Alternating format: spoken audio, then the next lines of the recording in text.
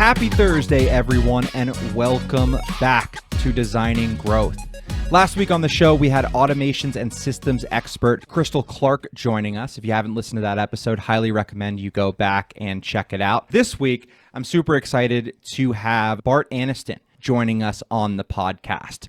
Bart is the owner and founder at Creative Partner, where he conceptualizes digital products for clients like Maple Leaf Food, the Toronto Raptors, and Youth Unlimited. With that, Bart, so happy to have you with us. How are you doing today? I'm doing great. Thanks again for having me, Sam. One of the things that I mentioned, something that we'll get into a little bit later in the episode, is talking about tech stack for a marketing agency. I had the pleasure of talking with Bart about a week and a half ago, and we quickly got into a very detailed discussion on all of the different things we've been using over the years and what he's doing currently. And it was a really fun conversation to kind of nerd out. So we'll get into some of that. But first, Bart, I would love to ask, what is your background and how did you start building up Creative Partner to where it started to where it is now? Yeah. I was a young whippersnapper and I knew I wanted to be in the design space. I'm a designer by trade. Even that was kind of like destiny. Like I was doing a lot of graphic design for my local church that I attended, and I would make posters and stuff. I was just stuff that I learned from like how to use Photoshop and stuff from like the yearbook committee at school. Back in, 2003 and 4, churches had horrible designs and they didn't really know how to make something that looked good and, anywhere close to industry standard. And that was just like a hobby. I still thought that I was going to go into business administration or into music. I'm a drummer, and I was applying at different programs all over the board, from admin, business admin, to music, to digital marketing, to design. And I ended up getting in at a few of those programs, and I chose to go to the design school at university. And after one semester, I dropped out. And then I went to the college that was associated with the university because I thought it would be a little bit more practical, that it would help me hone in my design skills. And it did not. It felt like university still. It wasn't practical enough. So I ended up looking up the Adobe certified courses, and it listed another local college for me. And that's what I ended up going. I signed up for this certificate, and much to my mother's chagrin, she was not happy that her son was not going to be a university graduate or a college diploma graduate, but he was going to end up with a certificate. And as a child of an immigrant, that's not necessarily what you're supposed to do to keep your parents happy. But I thought it would be the best thing to help me do the things that I wanted to do. And it was an advanced program where you had to apply. You already had to have skills. You already had to have a portfolio just to get in. It was more of their advanced learning program. And it was exactly what I was looking for because I already had design skills just by being enamored with magazines, just by television and media. That changed my life, where I went into this very intensive program and learned from industry professionals who are practitioners and not just teachers, show you exactly what it would be like to work inside of an agency, exactly what it would look like to work out in a corporate position. And it became really, really cool. Coming out of that, I was lucky enough to be one of the top of my class. I think I was like second. The first person that was like best, we're still friends now. She was hired by the program director to work in his agency. And that was kind of like a little carrot at the end of the stick that was hoisted for us. And I got second place, and he was a partner at this print shop. And I was lucky enough to get a job there. Right out of school, I got a job as a pre-press technician, pre-flight. A little bit more technical than what I understood, but all my graphic design skills were very much needed. And I was a press plate technician as well, all that kind of stuff where you're basically making people's ideas and designs and artwork come to life on these different machines and making sure that everything is color set and pre-flight checked, basically meaning like the color that they intended to be designed to show up, it will actually show up on the printed material. And you have to have specific skills with like Quark Express and Photoshop and Illustrator and stuff like that.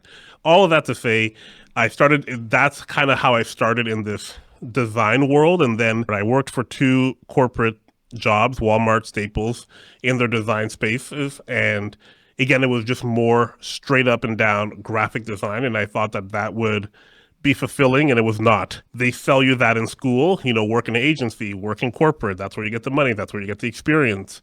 And it's very life draining working in big multinational conglomerate type organizations. You're like painting by number. There's not a whole lot of freedom or creativity that's allowed unless you are a senior designer. And I'm not, I'm a junior designer at this point. So you're just basically told what to do all the time. So I took this job for a lot less money working at a church where I could be the boss. They had no budget, they had nothing, but it worked out great. And I had my first taste of organization, planning, art direction, creativity, building briefs, proposals, quotes, all these different things because it was all encompassing. And when you're working for a small not-for-profit type organization, you don't necessarily have systems, processes, budget, or anything. So that was like my first taste at it. And then I worked at another really big church. This is a church of, 5,000 plus. That's where I was given a budget and I had a little bit more organizational control, but also a lot more responsibility. And after I did 4 years there, that's when I started Creative Partner, which was kind of always the goal to kind of freelance. And I tell people all the time, the business aspect just happened. I was actively looking for work. I had my second child was just born, and I was let go from that job at the church. And nothing bad. It was just they were moving in a different direction. So they started hiring me to hold them over while the new person that was going to be coming in, that was like my first freelance client. And from there, while I was finishing that project, another project came up and another project came up. And before I knew it, I was freelancing without even trying to freelance. So that's kind of the long story long of how I kind of got into this space.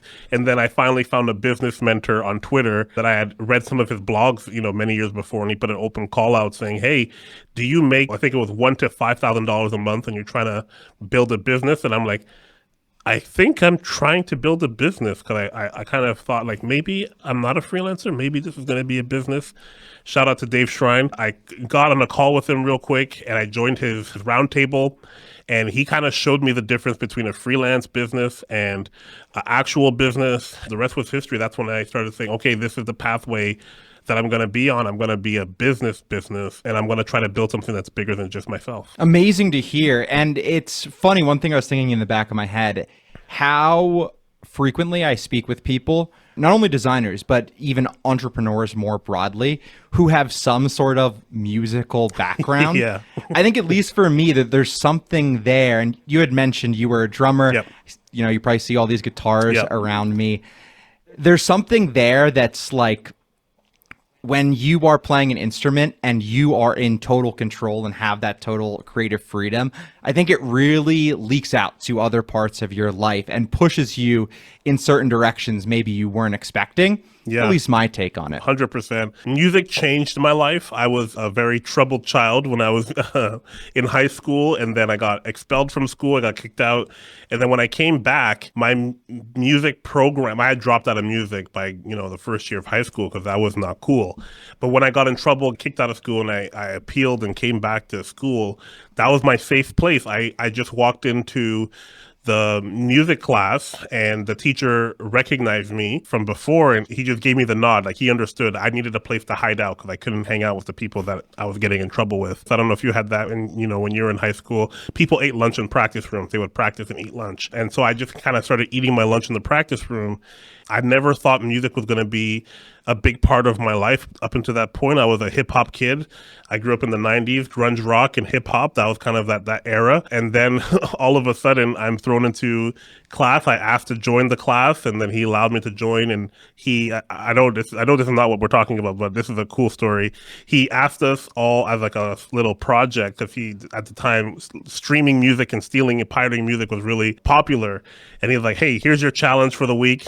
Go to a store and buy an album you've never heard of before in a genre that's not a genre you listen to. I went to a bookstore of all places to buy a CD, and if you don't know what that is, you might have to Google it. And I found a CD called Headhunters by Herbie Hancock, and that changed my whole world. And I became a jazz head and started listening to jazz music when I turned 17, and I didn't stop, and I haven't stopped. And that kind of put me in a whole new trajectory of trying to find music and trying to find different passions. It's pretty powerful. First of all, I love this story, but You were ahead of the curve with Herbie Hancock too, Yeah. because those two worlds ended up intersecting. Yeah. Where I know that Herbie's been featured on a couple of Kendrick Lamar songs. 100%. Jazz and hip hop have like the same roots. I don't want to go too deep. I don't know how your audience might like this, but Jay Dilla used to flip Miles Davis and Count Basie tracks for songs for Wu-Tang Clan and for RZA and for, A Tribe Called Quest. So if you're listening to early 90s hip hop, a lot of the stuff is just slowed in pitch.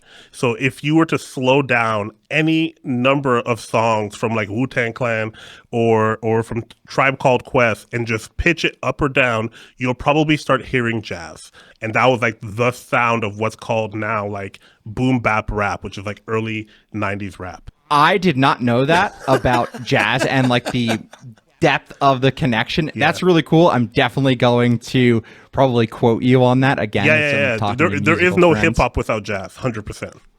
One of the things you mentioned that I wanted to dive back into as well, circling back around to more of your agency and your freelance work. You talked about the distinction and how you had to learn that distinction between freelance and a business. What does that mean to you now? Yeah, it was a big learning curve because I just thought, you do stuff and you get paid. Like, what are we doing here? Like, what's the difference? And the way someone explained it to me before I even had the business mentor was basically, how are you going to hand this off to your kids? And I was like, what do you mean? He's like, well, are you building this just to pay bills, or is your goal to like make a life out of this so that you can transfer it? And the person I was talking to is also a child of an immigrant. We're both Black people living in Toronto, Canada, and we're both first generation Canadians. And he's like, hey, we're the first ones at an opportunity at wealth. Our parents came here for an option for a better life. So it's better to build a business, while building freelance can solve a problem right now, but you always have to be working. And that's when I started to think about things a little bit differently. And once I started talking to a business mentor, somebody who lived in this world, who was already an agency owner and miles ahead of me, that's when I understood that, business leaders are looking for ways to remove themselves from the business. I need to build a system and a process that I now am managing people, and people are doing the work. And that's the biggest misconception people have even to this day when I talk to them. Let's say if they hear that I'm a baker, they expect that I make bread every day. And no, if I own a bakery, I'm worrying about my P&L reports. I'm worrying about scheduling. I'm worrying about food ordering. I'm worried about all these other things to make the operation of the business work. It does not mean that I have to be the one who makes the bread every day for me to be the baker or the baker owner. It's the same thing with a business versus an agency.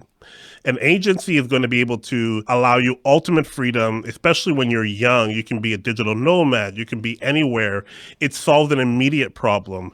A business, a true business, solves a future problem. If you don't have an exit strategy at the beginning of your business journey, then you may not have a business. The whole point of a business is that you are a figurehead that manages the operation of the business. And if I have to be the person always inside of all these different spaces, then I'm going to be the one who's the bottleneck 9 times out of 10. And I don't want to be the bottleneck. And there are many people who are smarter than me, who are better designers than me. So I want to empower people, manage people, and then they will be able to accomplish the system that we've then built. Such a powerful story, too, being a first generation immigrant and then going out and building this business.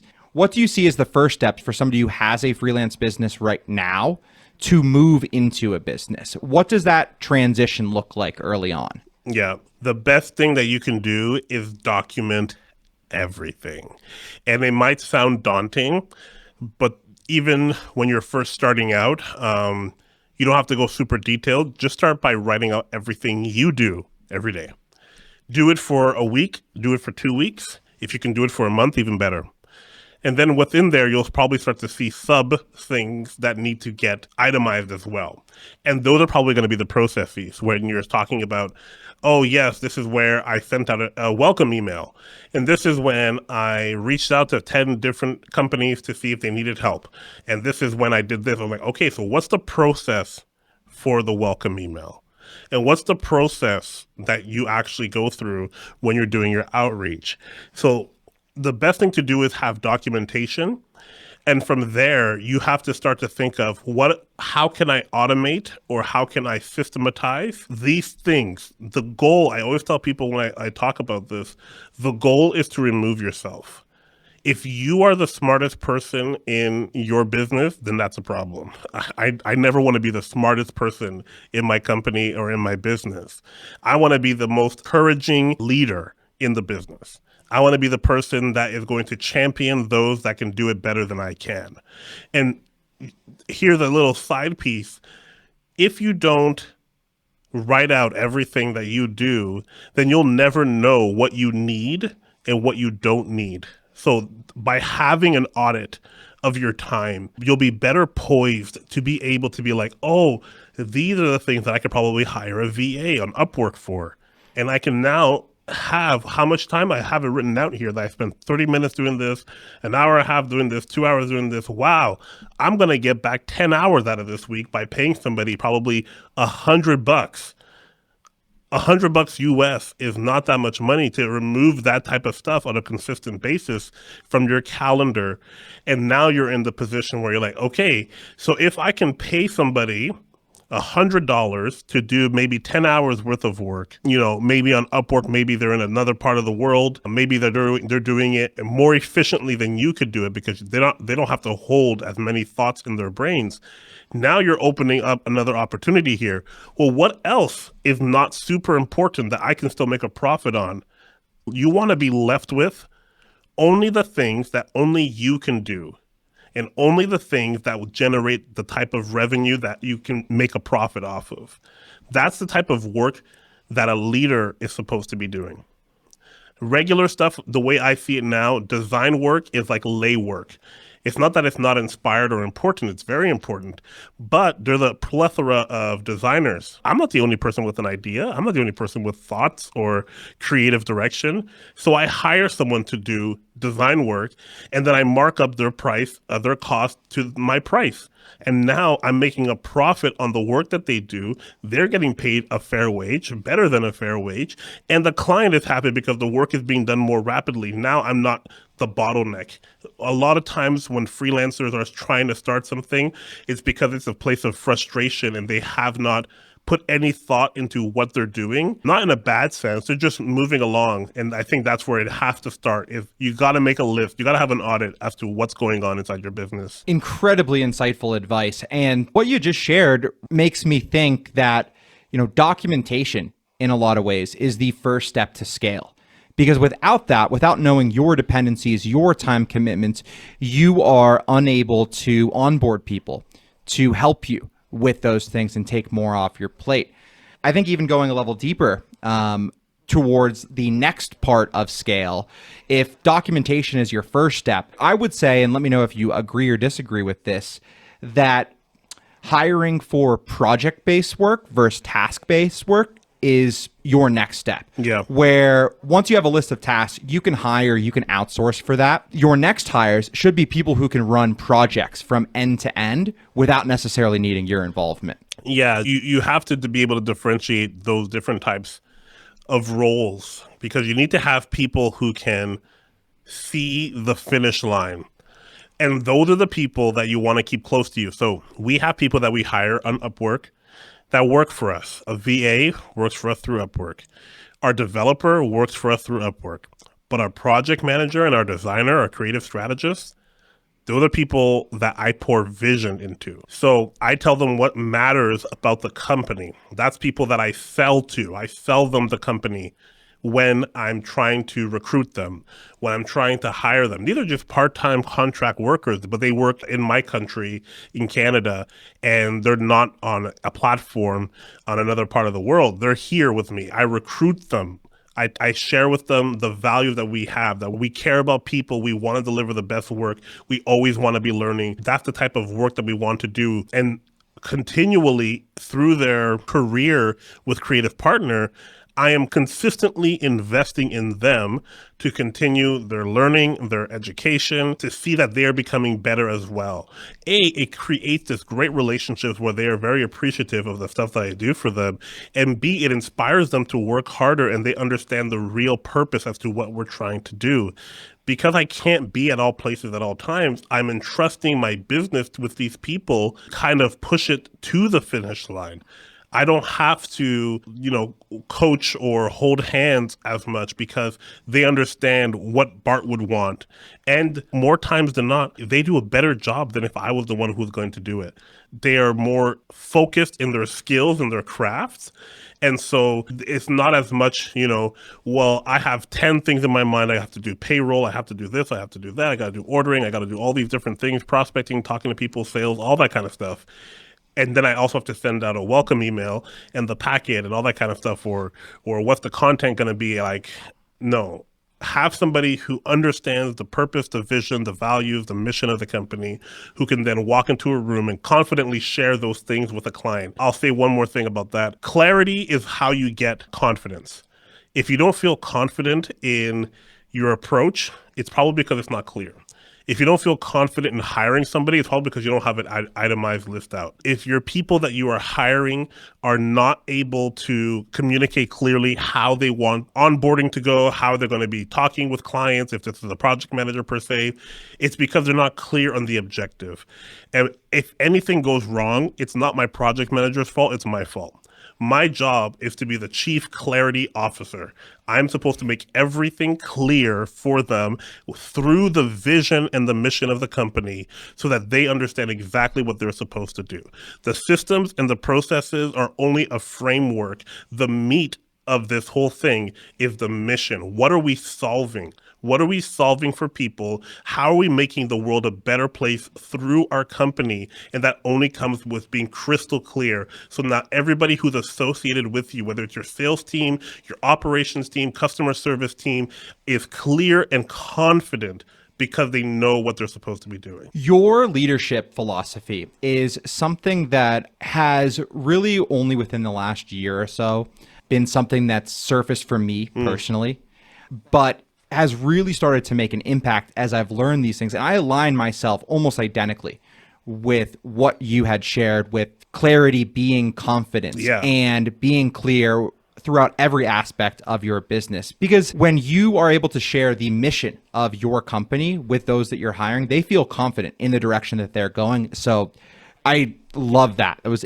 incredibly powerful to hear. The more you read more about leadership and, creative thought and how to be mindful of others, you realize that you can't do it on your own. And, old school business mentality, no one's going to care as much as you care. No one's going to be able to hold the weight of a company or the value of a company the way that you do. But it does not mean that you can't try. It doesn't mean that you can't try and instill that passion and that fire. You know this, you guys are launching something from scratch. So you care deeply about it. And it's hard for somebody, let's say a developer in Colombia or India or China, who is going to be joining your team remotely to support. It's hard for them to care as much. But it doesn't mean that you don't share the vision and that you don't help them along the way and that you don't pour into them to say, hey, this is why we do X, Y, and Z. And here's how your contributions help.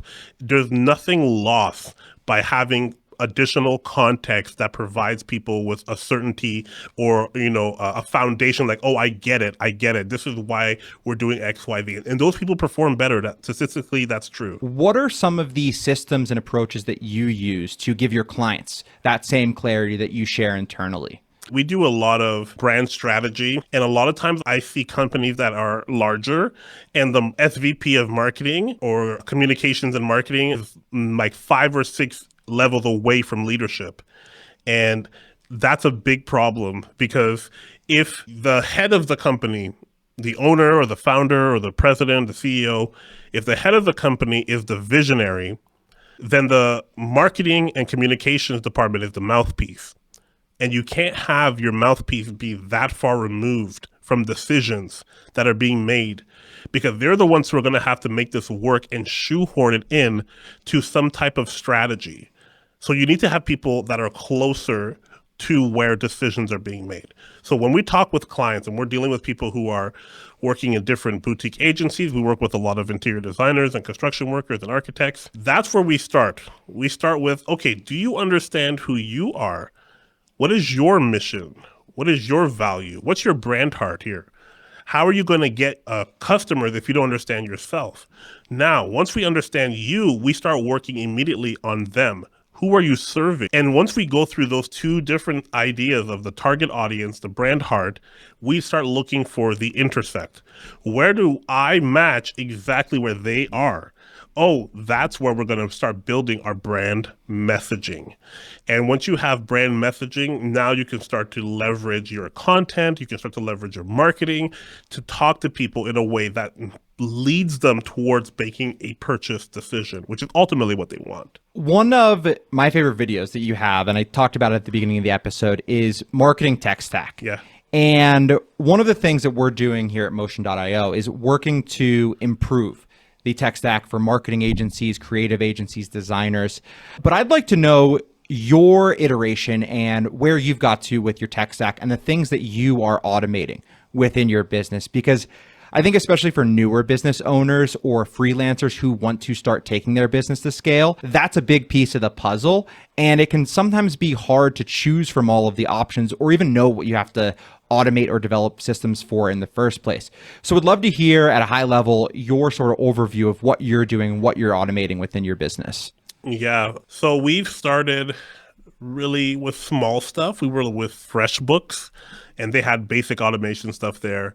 And then we moved to Dubsado. I forget when. It's been a while. Maybe like 2 or 3 years ago, we moved to Dubsado and they had basic automation stuff there. They tout themselves as a all-around CRM, and they are, but they're not. They're not for agencies. The technology is not necessarily there. And I openly talk about Dubsado every chance that I can to tell people that it's great, but it sucks all at the same time. I use it still only because I have to and because it does one thing extremely well. In terms of automation and planning, we started this whole process by writing everything out first. So like, what is our onboarding process going to be?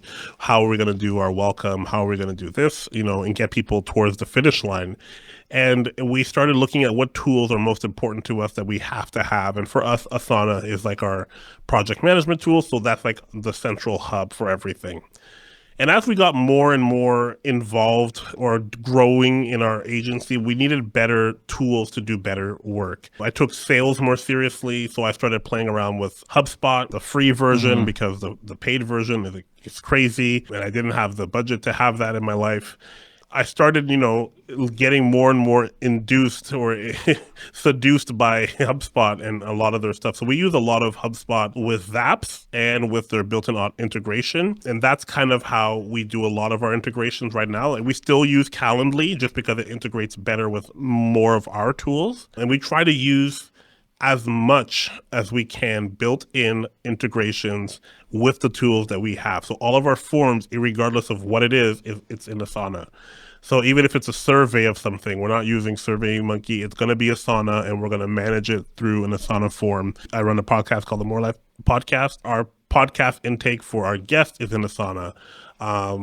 So basically, we can categorize a lot of our stuff in 3 ways. It's going to be our top of funnel stuff, which would most likely be Google products and HubSpot. Our middle of the funnel stuff is going to be a lot of Dubsado and Asana. And then at the bottom of the funnel where we actually do the creative transformation stuff, that's going to be a lot of Figma and Adobe products. And that's kind of how we've mapped out a lot of different things. And ultimately, I want to make my project manager's life as easy and simple as possible. Again, because if not, I'm going to be the bottleneck. I'm the one who's going to be holding all these cups that are half empty because I can't keep my focus on one thing. So it's better to eliminate as much of the clutter as possible. I recently heard a podcast of Kevin O'Leary, who was on Logan Paul's podcast. And this is a billionaire who's involved in a million different tech startups. And he still has a very large fund here in Canada that he manages, and which is his principal way of making money.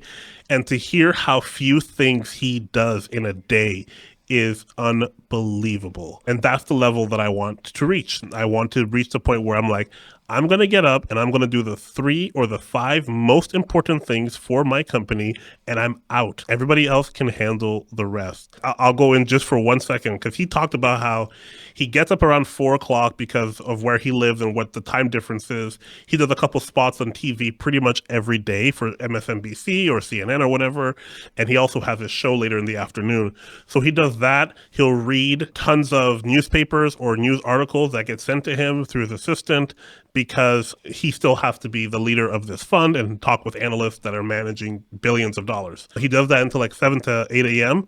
After that, he takes a long break. He goes out, he goes to film his show, the Shark Tank thing, and maybe he probably does a couple of calls with a few of the startup businesses from Shark Tank, and that's it. Like, I do the things that I'm supposed to do. Everything else is managed. And that only comes with being extremely clear with what your purpose is in the company. And the only way that you can automate something is if you are clear on, okay, here are the things that I need to make sure that they work, and here's how I'm going to connect them all. Here's how I'm going to make sure that they are all taken care of so that you can now perform at your peak or at your best. I thought it was really valuable when you had shared that your first step when you were determining your sort of tech stack that was going to enable you to scale up, to do more, and to allow you to step out of a individual task or individual project level. Your first step was documenting all of that. Yeah. And aligning yourself with tools that fit into that process, as opposed to just finding a tool that says they can do everything and trying to use it for everything.